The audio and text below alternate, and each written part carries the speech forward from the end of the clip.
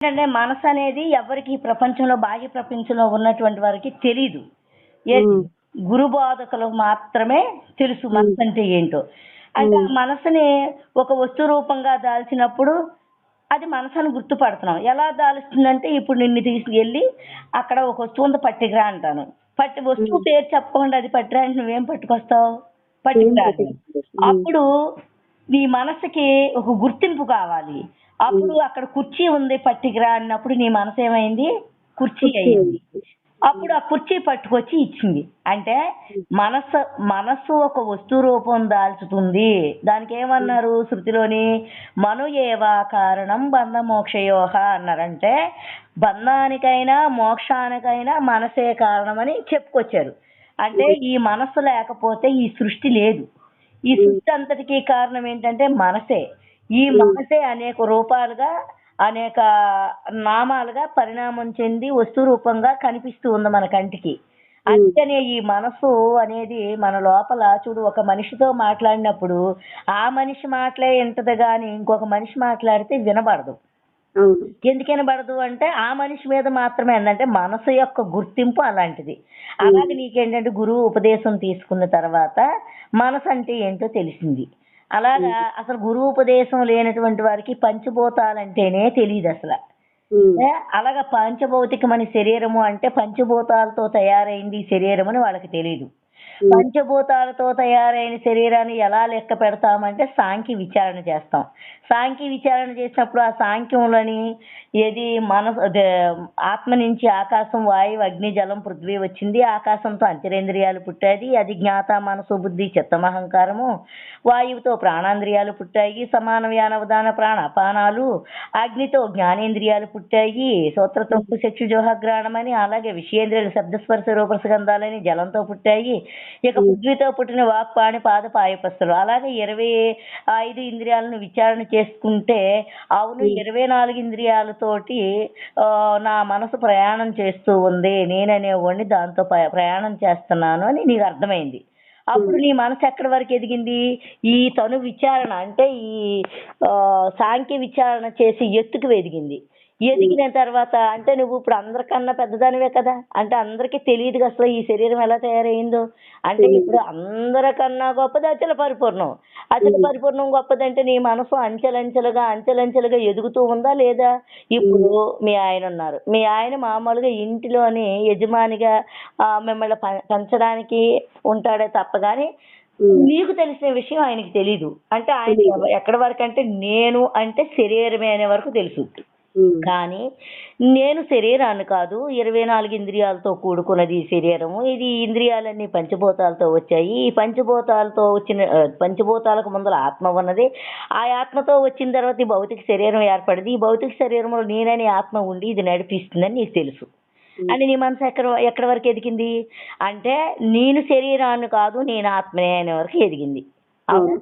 అవును. అంటే ఇప్పుడు ఆ ఎదిగిన తర్వాత నువ్వు ఇంద్రియాలు కాదని నువ్వు ఎంత అవలీలగా దైవాన్ని పట్టుకున్నావు. హ్మ్. మరి నీ చుట్టుపక్కలోళ్ళకి గాని, నీ ఇంట్లో వాళ్ళకి గాని ఎవ్వరికైనా ఈ విషయం తెలుసా? తెలీదు. అందరికీ గూడాను వస్తు రూపంగా ఎదిగింది మనసు. ఇల్లు హ్మ్. రూపంగా ఎదిగింది మనసు. హ్మ్. హ్మ్. దేహమే నేననే భావంతో ఎదిగింది మనసు. ఒక్కొక్కళ్ళు కనీసం బంధాల మీద గూడా ఆళ్ళకి మంచి ఇంప్రెషన్ ఉండదు. ఎప్పుడు హ్మ్. కూడా ద్వేషిస్తూనే ఉంటారు. హ్మ్. కానీ ఇక్కడ రాజయోగమైనటువంటి ధర్మంలో ఉండి నువ్వు అన్నీ చూసుకుంటుండి హ్మ్. రాజయోగాన్ని అంటే పిల్లల్ని, భర్తని, ఇంట్లో గృహస్థాశ్రమాన్ని తప్పుకోకుండా హ్మ్. నువ్వెవరు? అసలు హ్మ్. నేనంటే శరీరమా? లేతే హ్మ్. శరీరానికి అవతల ఏమైనా ఉన్నదా? ఈ హ్మ్. ప్రపంచంలోని సత్యమైనటువంటిది, నిత్యమైనటువంటిది, శాశ్వతమైనటువంటి వస్తువు ఏదైనా ఉన్నదా అని గురువుని ఆశ్రయించి హ్మ్. నువ్వు విచారణ చేస్తూ ఉంటే అప్పుడు నీ మనసేమి ఎదిగింది? నేను శరీరాన్ని కాదు.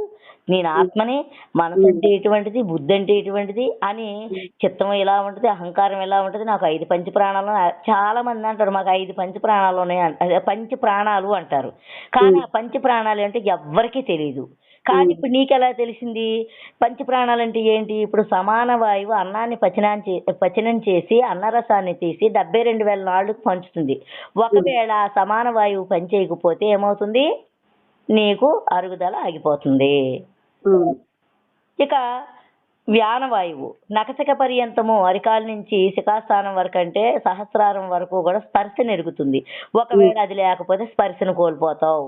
ఉమ్, ఇక ఉదాన వాయువు ఏంటంటే కంఠస్థానం నందుండి వైఖరి పలుకులంటే ఇగో ఇట్లా మాట్లాడిస్తూ ఉంటుంది. లోపల కఫము కెల్ల ఇలాంటి శ్లేష్మము ఎక్కువైపోతే దగ్గించి ఉమ్మించి బయటకు ఊపిస్తుంది. ఉమ్, అది లేకపోతే మాట పడిపోద్ది, ఇవన్నీ లోపల ఉండి గురకొచ్చేస్తుంది. ఉమ్, అలాగే ప్రాణవాయువు అంటే పైకి కిందకి లోపలికి తిరిగి నీకు శ్వాస రూపంలో ప్రాణాన్ని ఇస్తుంది. అది లేకపోతే మనిషి అయిపోతాడు. ఇక అపాన వాయువు ఉంది. ఆ అపాన వాయువు ఏంటంటే మలమూత్రాలను విడిపించుద్ది. ఉమ్, మలమూత్రాలను విడిపించకపోతే మనిషి బతుకుతాడా? బతకాడు. ఇప్పుడు నీ మనసు ఎక్కడి వరకు ఎదిగింది? నా పంచ ప్రాణాలు అంటే ఇవే అని నీకు పంచ ప్రాణాల సంగతి నీకు తెలిసింది ఇంకెవరికైనా తెలుసా? తెలియదు, ఎవ్వరికీ తెలియదు. ఎవరికి తెలియదు. ఈ గురువును ఆశ్రయిస్తేనే అన్ని తెలుస్తాయి. తెలుస్తాయి. ప్రపంచంలో ఉన్నటువంటి వారికి అసలు ఇట్ల విషయమే తెలియదు. అంటే నీ మనసు ఎక్కడి వరకు వెళ్ళింది? నీ ప్రాణాలు ఏంటో విచారణ చేసి ఆ ప్రాణాలను కూడా తెలుసుకునే అంత స్థాయికి ఎదిగింది. అవునా? ఉమ్, అలాగా నీకు ఈ చెవుల ద్వారా వినేది, అలాగే చర్మం ద్వారాగా స్పర్శ ఎరిగేది, అలాగే కంటి ద్వారాగా రూపాన్ని ఎరిగేది, నాలుక ద్వారాగా రుచి చూసేది, అలాగే ముక్కు ద్వారాగా వాసన చూసేది ఏదైతే ఉందో అది ఆత్మని నీవు ఎరిగావు. అందరూ ఏమంటారు? నేను అన్నం తిన్నాను, నేను పడుకున్నాను, నేను వాసన చూశాను, నాకు వినబడింది. ఎవరికి వినబడింది? అది తెలియదు. నేనంటే శరీరం అనే భావంలో అక్కడే ఆగిపోయారు. నువ్వు ఇవి జ్ఞానేంద్రియాలు. ఈ జ్ఞానేంద్రియాలనే ఈ చర్మము, కన్ను, ముక్కు, నాలుక, చెవులతోటి లోపల ఉన్న ఆత్మ అన్ని తెలుసుకుంటుందని నీవు ఎదిగావు. అవును. నీ మనసు ఎక్కడి వరకు ఎదిగింది? అక్కడ వరకు ఎదిగింది. అలాగే ప్రతిదానికి కూడా ఒక విధానం ఈ గురుధర్మంలో ఉంటే నీకు తెలుస్తుంది. కానీ వాళ్ళకి తెలుస్తుందా? ప్రపంచంలో ఉన్న వాళ్ళకి ప్రపంచం వరకే సంపాదించుకున్నామా, తిన్నామా, పడుకున్నామా, నా పెళ్ళమా, నా పిల్లల ఇలాంటి లక్షణాలతోటి పశువు బతికినట్లుగా సర్వజ్ఞానం ఉన్నప్పటికీ కూడా కించజ్ఞ జ్ఞానంతో బతికేస్తున్నాడు జీవుడు. అందుకే గురు బోధ తీసుకుంటే అంటే ధర్మం తీసుకుంటే మంచిది మంచిది అంటే ఎందుకు మంచిది అంటే ఇలా నువ్వు అన్నిటికన్నా పెద్దదానివి అవుతావు, గొప్పదానివి అవుతావు. ఇప్పుడు చిన్నపిల్లలైనా గురువులు అంటే దండం పెడతారంటే దేనికి పెడతారు? శరీరం పెద్ద చిన్న కాదు. ఇప్పుడు ఈ మనసు ఎంతవరకు ఎదిగింది? జ్ఞాన సంపదలోని అన్నిటికీ అతీతంగా ఉన్న ఆత్మ దగ్గరికి వెళ్ళి ఎదిగింది కదా. ఆ తర్వాత ఆత్మను కూడా దాటి ఈ ఆత్మ కూడా ఒకప్పుడు ఉంటే ఒకప్పుడు ఉండడం లేదు. ఇది శాశ్వతం కాదు, శాశ్వతమైనటువంటిది అచల పరిపూర్ణమే ఉంది అని ఎరిగినప్పుడు నేను కూడా శాశ్వతం కాదని నువ్వు ఎరిగావు. మరి ఎక్కడుంది అంటే అసలైనటువంటి నిఖర్చు అయినటువంటి దేవుని సత్యమైన, నిత్యమైన, శాశ్వతమైన, పవిత్రమైన, ముక్తినిచ్చే పరమ పవిత్రమైనటువంటి దైవాన్ని ఎరిగావు. అప్పుడు నువ్వేమయ్యావు? ఏ దైవాన్ని ఎరిగి ఉన్నావో ఇది నేను అనేది లేకపోతే ఉన్నదేదో ఉన్నదనే దాని దగ్గర నీవు ఉన్నావు. అదే అయ్యి ఉన్నావు. ఇప్పుడు అన్నిటికంత పెద్దదాని ఎవరో పెద్దదెవరో? మీ ఆయన పెద్దోడా, నీ పిల్లలు పెద్దోడా, లేకపోతే నిన్ను కన్న తల్లిదండ్రులు పెద్దోడా, లేకపోతే నీ అత్తమామలు పెద్దోడా, లేకపోతే నువ్వు పూజించే దేవతలు పెద్దోడా? అందరికన్నా నువ్వే పెద్దదానివి. ఎందుకంటే అందరికన్నా పెద్ద వస్తువుని ఎవరు తెలుసుకుంటున్నారో వాళ్ళే పెద్దోళ్ళు. అందుకనే ఈ మనసు ఎంత ఎదిగితే అంత గొప్పోడు. అందుకే గురువు గారి దగ్గరికి వెళ్ళి ఈ ధర్మాన్ని ఆచరించినప్పుడు, ధర్మ మార్గాన్ని తెలుసుకున్నప్పుడు ధర్మం తెలుస్తుంది. ధర్మో రక్షతి రక్షిత అన్నారు. అంటే ధర్మాన్ని నువ్వు రక్షించినప్పుడు ఆ ధర్మం నిన్ను రక్షిస్తుంది. అంటే ఇప్పుడు అందరిలో ఉన్న నీ ఆత్మే అందరిలో ఉన్నదని గ్రహించినప్పుడు నువ్వు ఎవరిని తిడతావు, ఎవరిని కొడతావు, ఎవరిని ద్వేషిస్తావు? అంతటా నేనే అని చెప్పి ఆ భావనతో ఉంటారు. ఇప్పుడు కొంతమంది ఉంటారు, ఇప్పుడు ఈ ప్రపంచీకులు ఉంటారు, పక్కనోళ్ళు సంపాదించుకుంటే వారవలేరు. అవునా కాదా? పక్కనోళ్ళు శుభ్రంగా బ్రతికితే వారవలేరు. హ్యాపీగా తిరిగారనుకో, మంచి గుడ్డ కట్టుకొని, దానికి ఏంటమ్మా పనే పాట, మొగుడు తెచ్చి పడేస్తున్నాడు అలా తిరుగుద్ది అంటారు.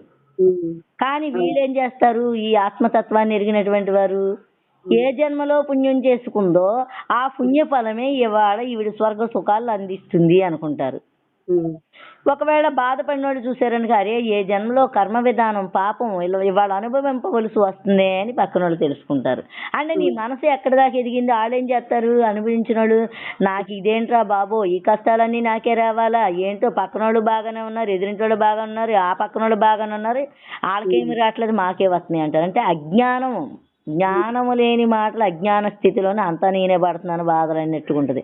జ్ఞాన సంపన్నుడు మనసు ఎక్కడికో ఎదిగింది కాబట్టి అన్నిటిని విచారణ చేసి ఉన్నాడు కాబట్టి ఒకవేళ ఈ జ్ఞానాన్ని ఎరిగినటువంటి వారికి ఒక కష్టం వచ్చినా ఒక దుఃఖం వచ్చినా ఒక సుఖం వచ్చినా ఇది పుణ్యకర్మ ఇది పాపకర్మ ఎప్పుడో చేసింది అనుభవిస్తుంది అని అంటది అవును. కదా. ఇంకా జ్ఞానాన్ని అధిరోహించినోడు నాకేమీ లేదు సర్వం నా గురువే అంటాడు. ఉమ్. ఇంకా బాగా అధిరోహించినోడు అసలు నేను పుట్టనే లేదు అంటాడు.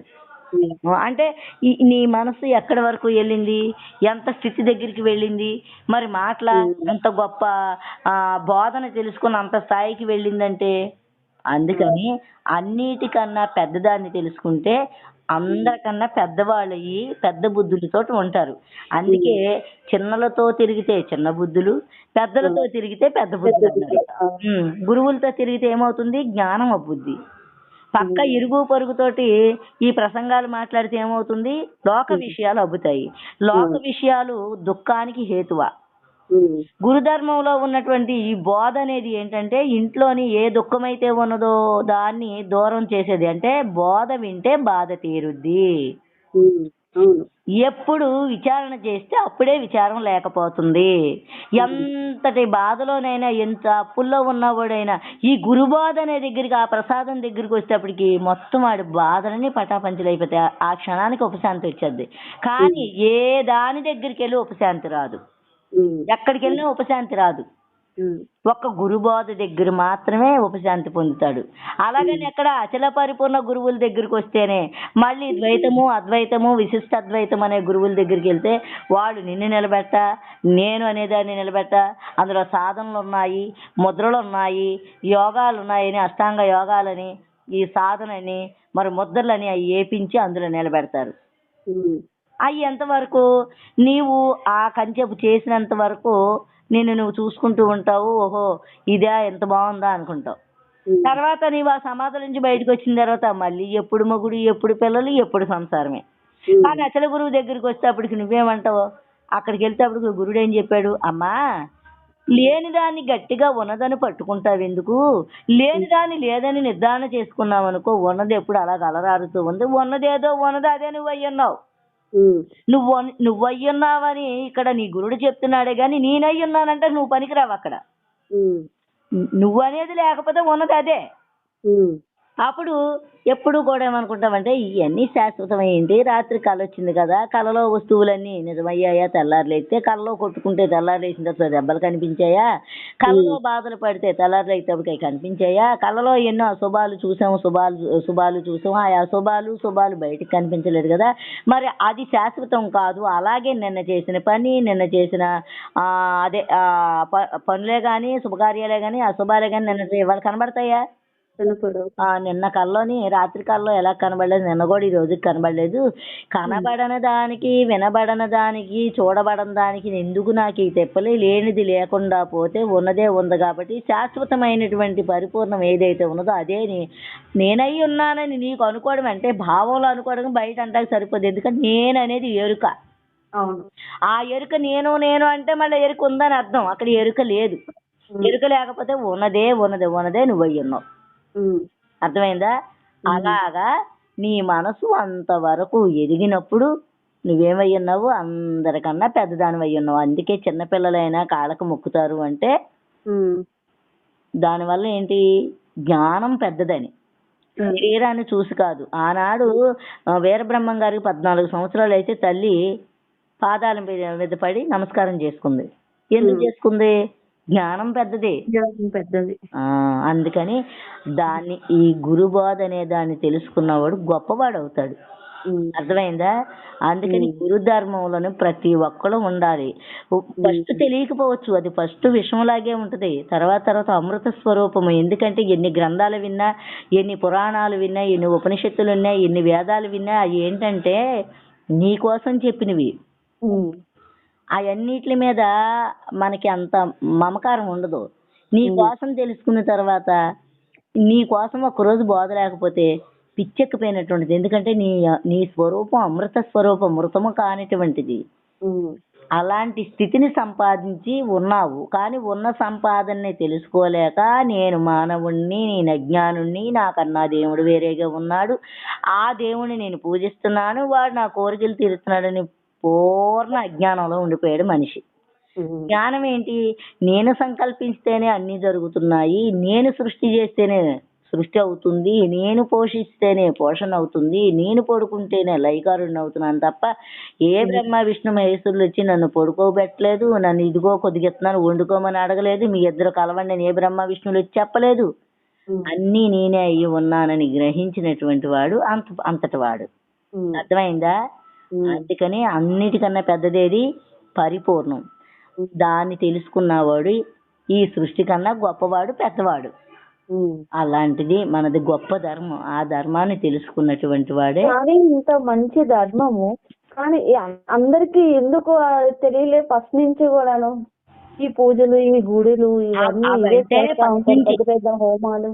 ఇవన్నీ కూడాను ఫస్ట్ నుంచి కూడాను మనకి పెద్దలు భ్రష్టత్వం పెట్టేస్తారు చిన్నప్పటి నుంచి తెలియకపోతే. అది కొద్దిగా మనకి ఆచరణ కోసం పెట్టారు. అయితే చేసిన తప్పేంటి తెలుసా? ఇప్పుడు క్రిస్టియన్స్ ఉన్నారు, వాళ్ళు ఏం చేస్తారు, ఆ పిల్లల్ని చిన్నప్పుడే తీసుకెళ్లిపోయి ఆ ధర్మాన్ని నేర్చుతారు. అసలు క్రిస్టియన్ మతం అనేది ఏంటి తెలుసా? ఇప్పుడు మొన్న ఒక గురువు గారు వచ్చి గొల్లడగుంటలోని అన్నారంట, ఆ పక్కన అమ్మాయిని అడిగితే వాళ్ళు ఎవరో కంసాళ్ళు, మేము క్రిస్టియన్ వాళ్ళం అంటే ఏంటి, క్రిస్టియన్ మీ కులానికి నువ్వెంత ద్రోహం చేస్తున్నావో తెలుసా అని అడిగాడంట. అది ధర్మం.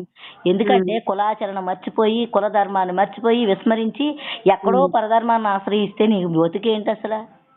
నువ్వు నీ కులానికి ద్రోహం, నీ ఇంటికి ద్రోహం, నీ వంశానికి ద్రోహం, నీ భర్తకు ద్రోహం, నీ పిల్లలకు ద్రోహం కాదా? నీ దేవుడు నువ్వు మర్చిపోయి హిందూ సాంప్రదాయాన్ని వదిలిపెట్టేసి పరాయి ధర్మాన్ని ఆశ్రయిస్తే కృష్ణుడు చెప్పాడు, ఏది గుణమ కలిగినటువంటిది నీ ధర్మము, అది పాపమైన ఆశ్రయిస్తే మంచిని పొందుతావు. సుగుణాలు కలిగిన పరాయి ధర్మాన్ని ఆశ్రయిస్తే ఎప్పటికైనా నువ్వు అందులో పాపాన్నే పొందుతావు, ఎంత సుగుణాలు కలిగిందైనా సరే. అలాంటి పాపాలు కలిగినటువంటి ధర్మాన్ని ఆశ్రయించే కన్నా నీదైనటువంటి ధర్మాన్ని నువ్వు ఆశ్రయించావు అనుకో, నువ్వు అందులో నరకమైనా నీకు సుఖమే దొరుకుద్ది అంటాడు. అలాగా ఇప్పుడు ఏంటండి, పరధర్మాన్ని ఆశ్రయించి నీ పేరు మారిపోతుంది, బయటికి వెళ్ళాక మారిపోవట్లేదా ఏంటి? నువ్వేమో ఒక మొగుడుకు పెళ్ళానం అయ్యుండి మరి ఇక్కడ ఈ ఇంటి పేరు చెప్పుకొని ఏంటి అందులో ఉన్న ఆ పరధర్మంలో ఉన్న ఇంటి పేరు చెప్పుకోవడం, వాళ్ళెవరు పెళ్ళాలు అయ్యి ఉంటారో దాని ధర్మాన్ని చెప్పుకోవడం, ఇలాంటి భావాలతో ఉంటారు. అప్పుడు ఏమైంది, మతం మారితే మరణం అన్నమాట ఇక్కడ సంభవించింది. ఎలాగంటే నీ మతం మారడం వల్ల నీ ఇంటి పేరు మారిపోయింది, నీ ఒంటి పేరు మారిపోయింది. ఏంటి ఏంటమ్మా మరియమ్మ అంట, అవును, ఏవేవో పిచ్చి పేర్లన్నీ పెడతారు. నువ్వేమో హిందూ సాంప్రదాయకుడివా, హిందూ ధర్మంలోనే ఎంతో చక్కగా ఉన్నటువంటి వాడివా? అటువంటిది దాన్ని వదిలిపెట్టేసి ఈ పెద్ద యాశాలన్నీ వేసుకొని పెద్ద ధర్మాలన్నీ ఆశ్రయిస్తే ఎలా ఉంటుంది? అప్పుడు ఈ ధర్మాన్ని వదిలిపెట్టినట్ట కాదా? అందువల్ల ఏంటంటే పరాయి ధర్మాన్ని ఎవరి ధర్మాన్ని వాళ్ళు ఆశ్రయించాలి. కానీ ఒక్క నిమిషం, అది అలాగా పరాయి ధర్మాన్ని ఆశ్రయిస్తే ఎప్పటికైనా ముప్పే. పరాయి ధర్మాన్ని ఎవరో ఆశ్రయించకూడదు, నీ ధర్మాన్ని నువ్వు ఆశ్రయించుకోవాలి. నీ ధర్మాన్ని నువ్వు ఆశ్రయించుకున్నప్పుడు మంచి జరుగుతుంది. ఎందుకు ఆ పరాయి ధర్మం వల్ల నీకు ఏమొచ్చింది? ఈ ధర్మం ఏంటి, ఎంత గొప్ప ధర్మాన్ని బోధించింది. పువ్వులు, బొట్టు, అసలు ఆ ధర్మం అర్థం ఏంటో తెలుసా? పువ్వులు తీసేస్తారు, బొట్టు తీసేస్తారు, గాజులు తీసేస్తారు, అన్ని తీసేస్తారు. అసలు ఏంటి దాని అర్థం? మనకేం చెప్పారు? 24 ఇంద్రియాలు తీసేస్తే ఉన్నదేంటి? ఆత్మస్వరూపము. ఆ ఆత్మే నీ యొక్క రకము, అదే తారకము. తన యొక్క రకాన్ని ఎరిగిన తర్వాత, తెలుసుకున్న తర్వాత ఆ రకము ఏమీ లేనటువంటిదని నువ్వు తెలుసుకొని నీలోని విషయ వాసన, విషయ జాడిజ్యం అనే రోగాల్ని పెట్టుకోకుండా, ఏది కామ క్రోధ లోభ మోహ మదమాశ్చర్యాలు రాగద్వేషాదులు లేకోకుండా బ్రతకమని చెప్పే గొప్పదైనటువంటి స్థితి అది. ప్రభువు చెప్పిన అదే చెబుతాడు. ఆ ఆత్మకి ఏమీ లేవని అన్నాడని వీళ్ళు గొడ్లు కూడా ఇప్పతాక రెడీ. ఆ ఆత్మకి ఏమీ లేవు, బొట్టు తీసేస్తారు. ఆ ఆత్మకి ఏమీ లేవు, పువ్వులు తీసేస్తారు. ఆ ఆత్మను తెలుసుకొని తీసేశారనుకో 100కి 100 మార్కులు వేయచ్చు. ఎంత పిల్లకు కూడా తీసుకెళ్ళిపోయి బొట్టు తీసేస్తారు, గాజులు తీసేస్తారు, పూసలు తీసేస్తారు. అవును. అంటే ఏం తెలుసుకుందా పిల్ల? నేను పవిత్రమైన ఆత్మస్వరూపుడు అని తెలుసుకుందా? లేకపోతే ఆత్మను తెలుసుకోలేదు. దర్శించిందా? అంతటా నిండున్నటువంటి పరమాత్మ తత్వమైనటువంటి ప్రభువుని తెలుసుకుందా? ఆయన తెలుసుకోలేదు. చెప్పాడు. ఏమన్నాడు? నేనే జీవం, ఉమ్. నేనే మార్గం, ఉమ్. నేనే సత్యం అన్నాడు. అంటే ఏంటి? జీవుడనే నన్ను విచారణ చేసి తెలుసుకుంటే, అది తెలుసుకోవాలంటే ఏంటి? నీ లోపల నువ్వే మార్గం వేసుకో, నీ లోపల నువ్వే దారి చూసుకో. ఉమ్. నువ్వు దారేసుకుంటే ఇది కాదు ఇది కాదు ఇది కాదు అని నువ్వు నిరసించిన తర్వాత ఉన్న వస్తువు ఏదై ఉన్నది? నేనే అయ్యి ఉన్నది. ఉమ్. ఆ నేనే సత్యము లాస్ట్కి మిగులుతుందని చెప్పాడు. దాన్ని వదిలేస్తారు. వదిలేసి యేసు ప్రభు పట్టుకున్న దాన్ని ఈడు పట్టుకున్నట్లు వీడు మొత్తం ఇప్పిస్తారు. ఏంటో నాకు అర్థం కాదు. అలాంటప్పుడు నీ హిందూ ధర్మం పోయింది. మన హిందువులు ఏం చేశారు? ఆ ధర్మాన్ని ఆచరించి గుమ్మంలో కళ్ళాపి వేసుకోరు. ఉమ్. ఒకవేళ ఆ ఇంట్లో ఏ కూతురో కోడలో ఉంటే మా అత్తో లేకపోతే మా మామ ఎడిపోతే మాకెందుకులని ఆ గుమ్మంలో కళ్ళాపేసి ముగ్గేస్తారు. మన ధర్మం ఏంటి? కళ్ళాపేసి ముగ్గేసుకొని పొద్దున్నే లేచి మొహం కడుక్కొని బొట్టు పెట్టుకొని ఏదో నీకు అన్ని సక్రమంగా చేసుకొని స్నానం చేసి ఒక ఇంట్లో దీపం పెట్టుకోవాలి. అవును. ఆ దీపాన్ని తీసేసి దొడ్లో ముగ్గు కూడా వేసుకోకుండా అంత దరిద్రంగా అవడం వల్ల నీ ధర్మాన్ని విస్మరించావా? నీ ఇంటికి ద్రోహమా? నీ కులానికి ద్రోహమా? నీ భర్తకు ద్రోహమా? నీ పిల్లలకు ద్రోహమా? నువ్వేం మంచి చేసావు? ఏ మంచి చేయలేదు కదా. ఎంత గొప్పదైనటువంటిది మన ధర్మాన్ని ఆచరించుకోకుండా పరధర్మంలోని ఏమీ లేదుగా. కళ్ళపేయక్కర్లా, ముగ్గేయక్కర్లా, బొట్టెట్టుకోవక్కర్లా, స్నానం చేయక్కర్లా, ఏమి చేయక్కర్లా, వెళ్ళిపోవచ్చు. అలాంటి స్థితిని సంపాదించింది మన దేశం, భారతదేశం. ఎక్కడో ఆవులు ఉన్నటువంటి దేశాల ధర్మాన్ని తీసుకుని ఏలాడుతున్నారు. మన సంస్కృతి, మన విధానం ఎంత గొప్పదే. గొప్పదైనటువంటి మార్గంలో అన్వేషించి వాళ్ళు తెలుసుకోలేక వాళ్ళే పరాయిల మతాలను ఆశ్రయిస్తే చిన్నపిల్లలుగా ఉన్నప్పుడు మనమేం తీసుకెళ్తాం? వాళ్ళు చిన్నప్పటి నుంచి మన హిందువులేనమ్మా ఎంత దౌర్భాగ్యులు అంటే తన కులానికి తన దేశానికి ద్రోహం చేసుకుంటూ రాబోయే పౌరులను కూడాను యేసుప్రభు మతం గొప్పదని తీర్చిదిద్దుతున్నారు. ఎప్పుడో ఏదో ఒకనాడు ఆ తెల్లోళ్ళు ఒళ్ళో పెడతాకి వెళ్ళి వీళ్ళందరూ ఈ బానిసల బతుకులు బతకడానికి రాబోయే రోజుల్లోని పిల్లలు కూడా తీసుకెళ్లి అక్కడ నశింప చేయడానికి వీళ్ళందరూ ఈ మార్గాన్ని అనుసరిస్తున్నారు. మన ధర్మం ఎంత గొప్పదంటే మన సంస్కృతి నీ దగ్గరే ఉంది, నీలోనే ఉంది. దాన్ని నువ్వు ఎరిగినావాడా అసలు అద్భుతమైనటువంటిది కాదు. అందుకని పరధర్మాన్ని ఆశ్రయిస్తే ఎన్నో చిక్కులు ఉన్నాయి, ఎన్నో బాధలు ఉన్నాయి. అవునా? అదే మన ధర్మాన్ని ఆశ్రయిస్తే నీకే బాధ లేదు, ఏ చిక్కులు లేవు, పూర్ణంగా పరిపూర్ణంగా నిలబడతావు. అందువల్ల పరధర్మం చాలా భయావహము అంటాడు కృష్ణుడు. పరధర్మాన్ని ఆశ్రయించడం వల్ల భయమే గాని అందులో సుఖం లేదు, దుఃఖమే గాని. నీ ధర్మాన్ని నువ్వు ఆశ్రయించు. నువ్వు తప్పు చేసినా ఒప్పు చేసినా నీ పిల్లలైనా నీ భర్త అయినా నీ కుటుంబమైనా నీ అనుకుంటారు. నువ్వు పరధర్మాన్ని ఆశ్రయించవు. కొంతమంది ఏం చేస్తారు? మేము పెట్టుల్లో పెట్టమంటారు. పెట్టుల్లో పెట్టమంటారు. అప్పుడు దుఃఖమా కదా? అందుకని ఎప్పటికైనా సరే మన ధర్మం ఏంటి? సనాతనంగా ఉన్నటువంటి దైవాన్ని తెలుసుకోవడం. కొంతమంది ఏమంటారు? సనాతనంగా ఉన్నది ఈ పూజలు పునస్కారాలు అంటారు. వీళ్ళొక మెంటలోళ్ళు. సనాతనంగా ఏముంది? నువ్వు పుట్టక మునుపు ఏముంది? సృష్టి పుట్టక ముందే పూర్వం పుట్టితి నన్నదిరా, దుష్టులకు సాధ్యంబు కాదని చాటు మరుగున్నానురా అంటది. అంటే సృష్టి పుట్టక ముందే పుట్టింది ఈ నేననేది. ఆ నేనుకు అతీతమైన అచల పరిపూర్ణం పుట్టడా, అది ఎప్పుడు ఉంది సనాతనంగా.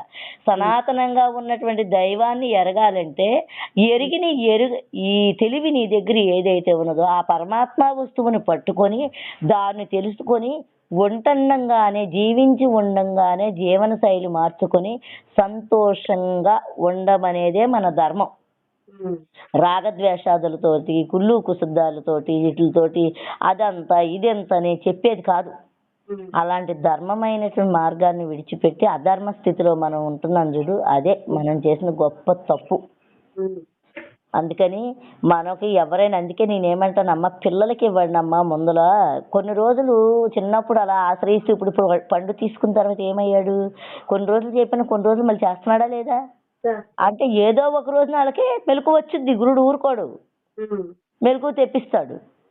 తెప్పించి తన స్వరూప స్థితిని తనకే తెలియపరుస్తాడు. అందుకని ప్రతి ఒక్కరు కూడాను ఈ ధర్మాన్ని పిల్లలు తల్లిదండ్రులు ఆశ్రయించి పిల్లల చేత ఆశ్రయించాలి. మన పెద్దలు ఏం చేస్తారు, మనం ఆశ్రయించాం ఎందుకులే, మన పిల్లలు చదువుకుంటున్నారు ఇంజనీర్లు, డాక్టర్లు, కలెక్టర్లు, అది అవ్వాలిగా, ఇది వద్దులే, వీళ్ళే ఇంత దౌర్భాగ్యులు అయితే ఇంక పిల్లలకి ఏమవుతుంది ఆ ధర్మం.